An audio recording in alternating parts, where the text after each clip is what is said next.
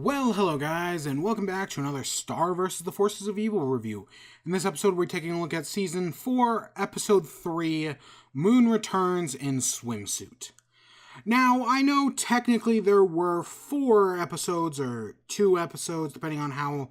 Usually I quantify every 11 minutes as an episode, so there were 4 of those. But, because, I'm already taking enough time as is, and... yeah, I'm pretty behind and pretty busy, but we'll get caught up at some point between now and the inevitable heat death of the universe. But we're just going to look at these 2 episodes and then, yeah. So, Moon Returns and Swimsuit, both pretty solid episodes. Like, I was genuinely surprised at how good these are. And let's get into it. Moon Returns starts off with Moon returning. They head not home, but to the town, right, to the monster village, the new monster capital. This opening banter is kind of fun. I like that they're not spending like, oh, Moon's gonna have amnesia for the rest of the season, and eventually she's gonna put it all together at the very end. Right here, they're establishing that she's already getting some of her memories back. They make a joke about Moon and River's 14th anniversary. This episode is hilarious. Both these episodes have pretty good comedy, but yeah, this one, that's great. And then Marco's like, you need to tell her about Glubgore. And Star's like, no, I don't. It's not that. Right. I think we should just ease into that, and Marco's like, rip the Band-Aid off. I totally get both their perspectives. It's in a place where neither one is right or wrong. They go around the castle. We see how Eclipsa's the monster temple is set up. She has all these paintings and statues of buff monsters, which it is 100% my headcanon that these statues of buff monsters only exist for Eclipsa to ogle them. That's the only reason she has them. And if you want proof, read Eclipsa's section in the Book of Spells, which, God, I need to talk about. Ugh.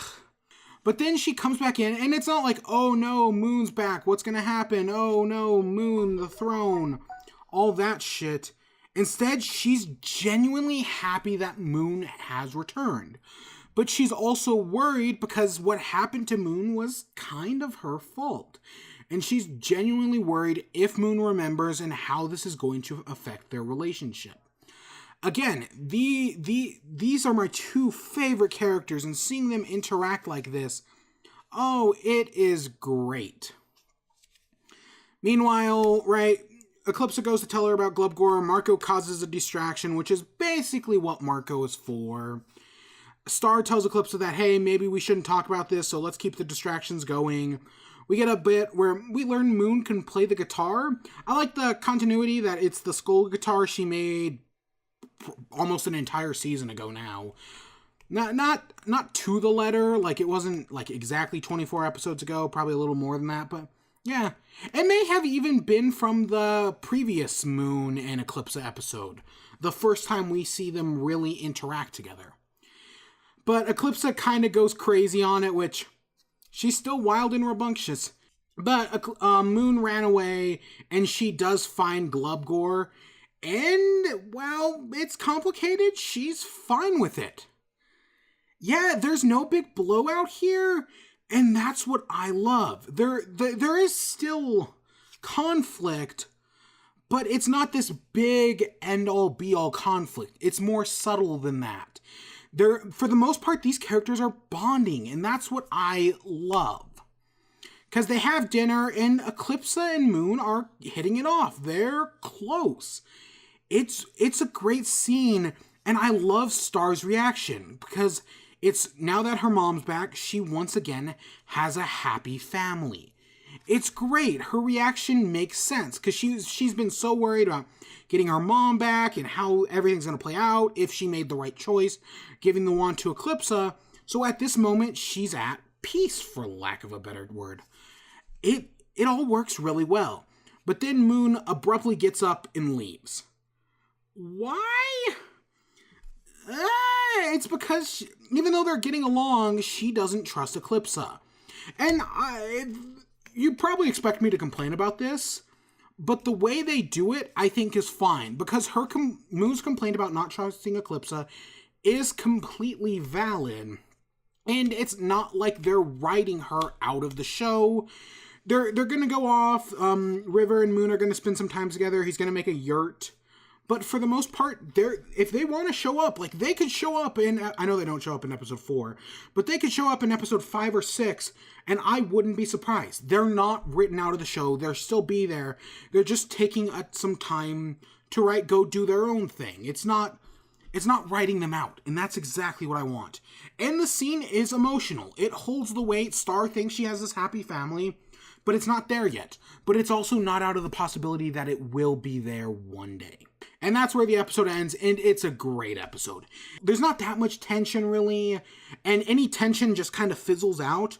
But the episode didn't need that tension. It just needed these characters to interact and play off of one another, and it does that in spades, and that's why I think this is a great episode. Swimsuit might even be better. It might. I mean, let's just get into it. So it starts off, Marco, Tom, and Star are planning to go to the beach. Now that Moon's back, Star can finally have her beach day, fulfill the photo, all that jazz. I love Tom's line about how, why am I not in the picture? Because he's taking it. That's actually that's a clever way of writing that. Even if, spoiler alert, we never actually get to the beach and they never take the photo. And we will talk about this, in episode 4, in the next video. Marco comes in, he's got one of Glubgore's swimsuits. There's a lot of swimsuit jokes in this one with Marco, because, part of me thinks they could have picked a better name. At the same time, this is like naming an episode after a side plot. It's like, the Rick Lantis mix-up, where, okay, you think it's going to be about Rick Lantis, but it's actually 22 short stories from the Citadel, and it's this big, massive, impactful episode, but it's called the Rick Lantis mix-up, or something like that. It's kind of the same effect here. Eclipsa calls Star over, and she's been talking to Romulus, and she just kind of goes overboard on cursing him.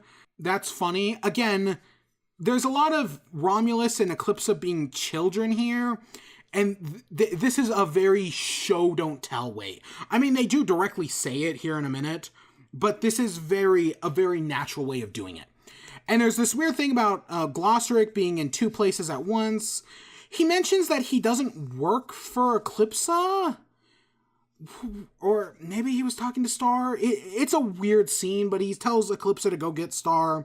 She tells her that she just has to put her spells in reverse. Then Romulus is more or less back to normal. He's still an idiot. He's the Patrick, but I don't think he's overly annoying. Like, Patrick, depending on the episode, can be annoying to not a point of no return, but really annoying. I don't think Romulus ever hits that, but he is clearly inspired by, like, a Patrick. But Star says that, you two are adults, you can talk this out like adults, I'm gonna go because I'm a teenager.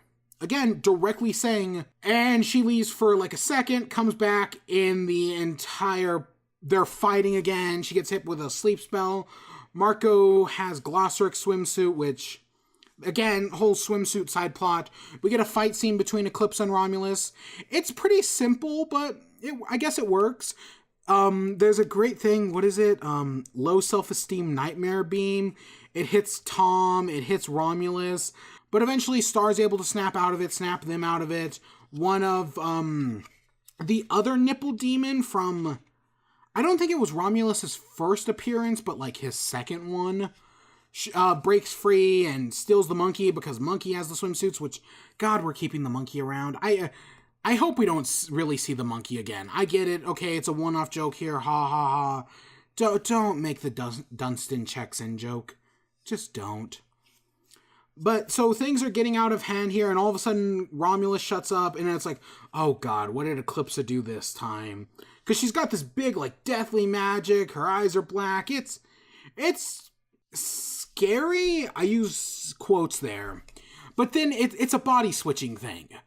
Okay, has this show ever done a body switching episode?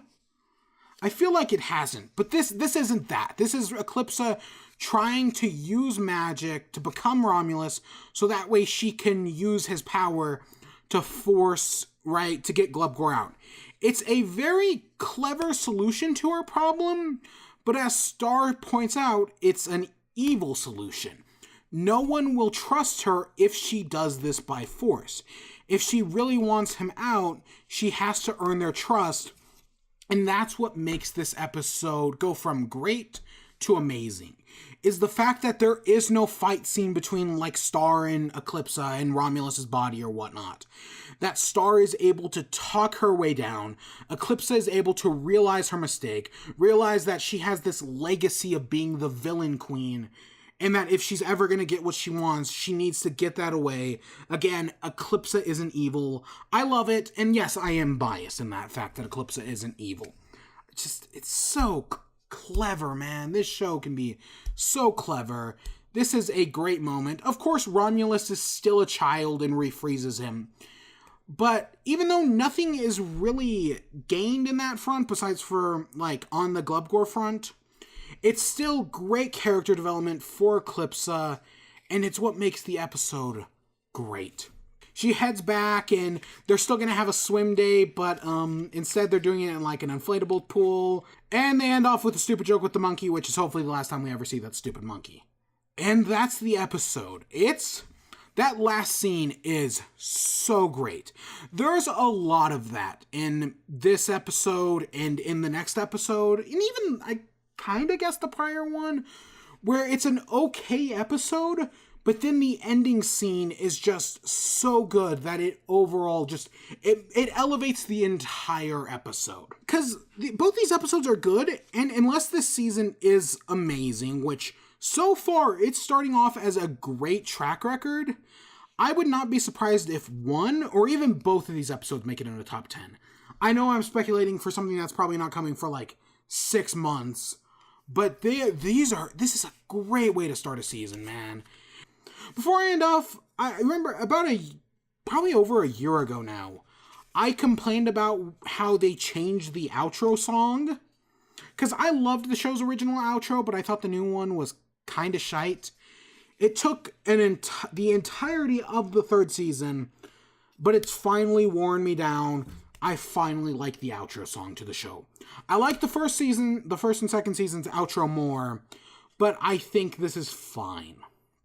I just wanted to point that out. But yeah, I hope you all enjoyed. Stay tuned for episode 4, which we'll get around to. Until next time, peace.